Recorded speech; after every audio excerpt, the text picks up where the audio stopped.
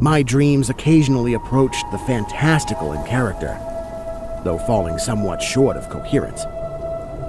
One scene is especially stamped upon my recollection. That of a dank, fetid, reed-choked marsh under a gray autumn sky.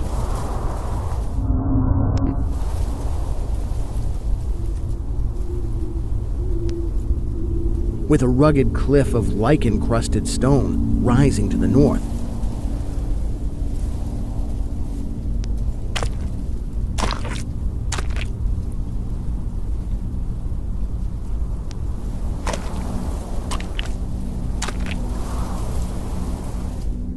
Impelled by some obscure quest, I ascended a rift or cleft in this beetling precipice.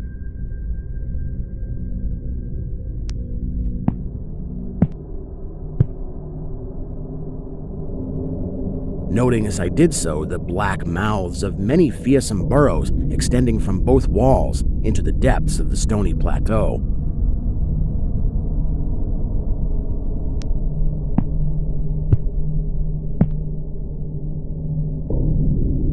At several points, the passage was roofed over by the choking of the upper parts of the narrow fissure. These places being exceedingly dark and forbidding the perception of such burrows as may have existed there. In one such dark space, I felt conscious of a singular accession of fright, as if some subtle and bodiless emanation from the abyss were engulfing my spirit. But the blackness was too great for me to perceive the source of my alarm.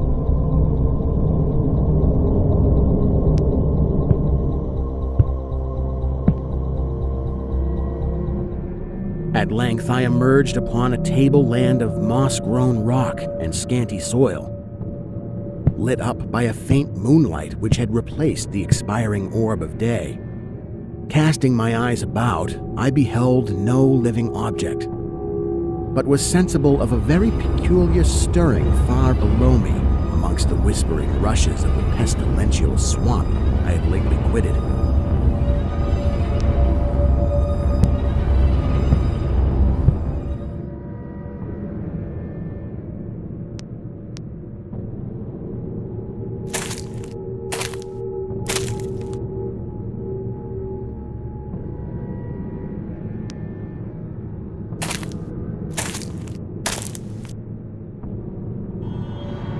After walking for some distance, I encountered the rusty tracks of a street railway and the worm-eaten poles which still held the limp and sagging trolley wire.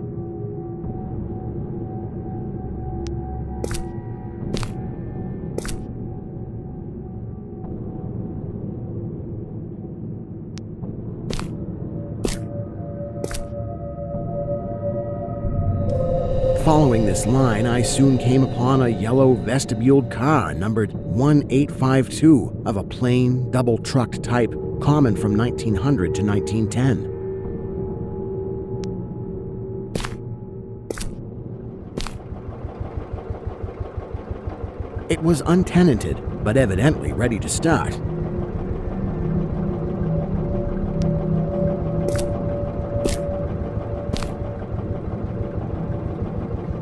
The trolley being on the wire and the air brake pump now and then throbbing beneath the floor.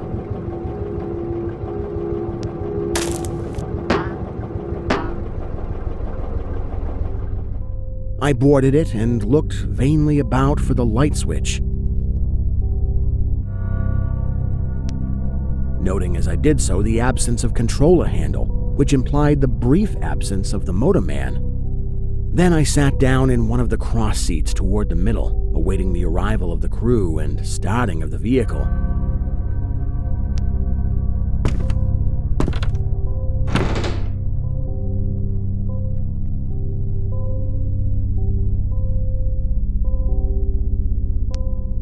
Presently, I heard a swishing in the sparse grass toward the left and saw the dark forms of two men looming up in the moonlight. They had the regulation caps of a railway company, and I could not doubt but that they were the conductor and motorman. Then one of them sniffed with singular sharpness and raised his face to howl at the moon. The other dropped on all fours to run toward the car.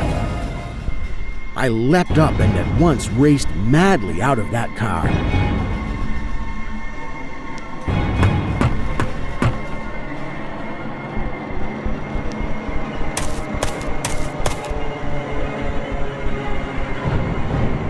And away across endless leagues of plateau till exhaustion waked me.